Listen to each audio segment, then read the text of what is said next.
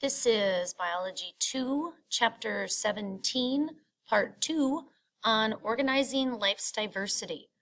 In this portion of the video lecture, we will be taking a look at different ways to classify species in a more modern type of concept. When we take a look at how we define a species, there's a couple of different approaches that biologists can take. When we look at the typological species concept, this is stating that basically each species is different based on physical similarities. So those members that tend to generally look the same would be one species. So this is kind of judging a book by its cover. It's not always an accurate way to define a species. There are many species that look very similar, that may be mistaken for one when perhaps there are more than one. For example, Darwin's finches. He thought they were all one type of songbird, and in reality they actually are different species. So typological species is and has been used as kind of a plan B, a backup to identify and classify species. The biological species concept. This is kind of taking a look from the reproductive aspect.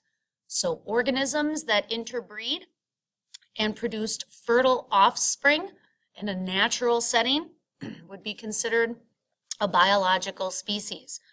The only problem with this is it does not account for asexually reproducing species or sterile hybrids.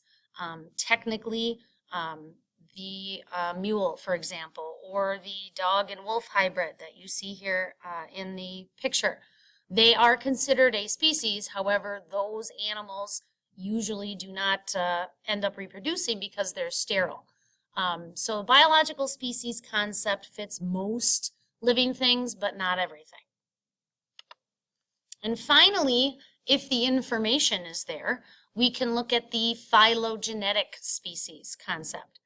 The phylogeny is the evolutionary history of a species. So using evolutionary history, we can kind of start to develop, if you will, this tree of life. So species are distinct clusters of organisms, and you can show ancestry and descent using phylogeny.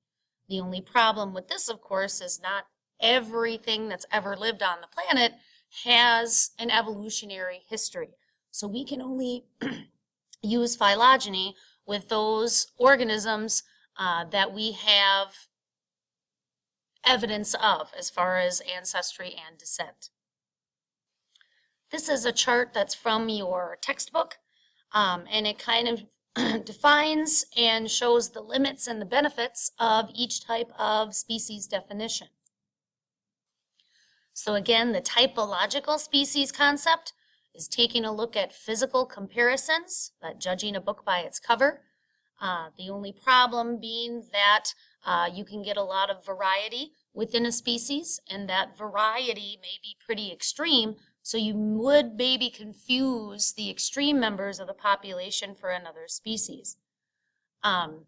Biological species concept is those that can interbreed and produce fertile offspring are a species. But remember, the limitation here is some organisms will interbreed occasionally. This also doesn't count for extinct species, since we do not have record of their interbreeding. Phylogenetic species concept, remember, is using evolutionary history. But again, we don't know those histories for all species. Taking a look at more modern ways that we can show kind of the tree of life for all organisms. Biologists use characters. Those are inherited features that vary among species. So these characters or traits kind of develop the tree of life for living organisms. Different types of characters that are often looked at are morphological characters. These would be things that have to do with body shape or anatomy. So this denotes shared characters. So species that share morphological characters or share body shapes or organs or structures are closely related and have a recent common ancestor. And we can use characters such as homologous structures, analogous structures, and vestigial organs and structures to show this descent through body shape. With, of course, technology comes more advances as far as understanding how the tree of life is built. We can use biochemical characters. These determine evolutionary relationships among species. So what biochemical characters are for is to compare DNA sequences to denote shared characters. So here we have the chimpanzee, the gorilla, and the orangutan, all primates, much like ourselves. And as you can see from the 3 different chromosomes that are presented there, a lot of the colored bands are very similar, yet there are some differences. And if you were to guess which 2 organisms were more closely related, you would have to say the chimpanzee and the orangutan. They have more matching sequences between the 2 of them than they share with the gorilla. And just for comparison, these are the similarities between the chromosomes of a human, which is the H, which is on the left, and the chimpanzee, which is the C, which is on the right. And again, you can see that there are many similarities, but there are some differences as well. So we can use these biochemical characters, almost like a clock, a molecular clock, to compare those DNA sequences of 2 species. So the differences in the DNA sequences represent mutations. Remember, mutations are a permanent change in the DNA. So the more mutations there are between 2 species, that means that they essentially are sitting further apart on the tree of life. So more time has passed since those 2 organisms diverged in evolutionary history. So the more mutations means that animals are less and less related. So if we take a look here at some ancestral gene, and some time passes, mutations occur, more time passes, more mutations occur, and we can compare these 3 species here, taking a look at the mutations. So species 2 and 3 are more closely related because they share more DNA. So using phylogeny, we can construct a diagram of the evolutionary history. So cladistics is a science that reconstructs those phylogenies from shared characters, whether they be biochemical or morphological. So the diagram that you get from this is called a cladogram. So this is the proposed evolutionary history or phylogeny of a species. Cladograms are much like a timeline of traits. They use derived traits to separate groups, or clades.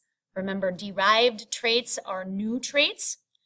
So the greater number of derived characters that are shared between 2 groups of organisms, the more recently they share an ancestor. So you can see here for plants, we have different clades or groups of mosses, ferns, conifers, and lilies. So this is how you would use a cladogram. You would take a look at all of the characters of a lily, because that's the most complex organism, and you can compare it to, for example, a fern. So how closely are lilies and ferns related? Well, what characters do they share? Well, they share, if you look at the very bottom of the cladogram, they share an ancestor with the chloroplast. They both have anchors or roots, and they both have vascular tissue. Now, what makes the difference between a fern and a lily is that lilies have seeds and flowers. So a cladogram is kind of a timeline of traits. So the oldest members will be towards the bottom of a cladogram, and the newest members will be towards the top. We can do the same thing with animals. What is the difference between a lizard and a salamander? Well, they both share the fact that they have jaws and lungs. What makes a lizard different from a salamander is that the lizard has claws or nails. You can also take a look at the difference between a mouse and a salamander. Okay, a mouse and salamander have jaws and lungs, again, in common. The mouse happens to have claws or nails as well as fur and mammary glands. So a cladogram is a timeline of traits to develop evolutionary history or phylogeny. This has been part 2 of chapter 17 on organizing life's diversity.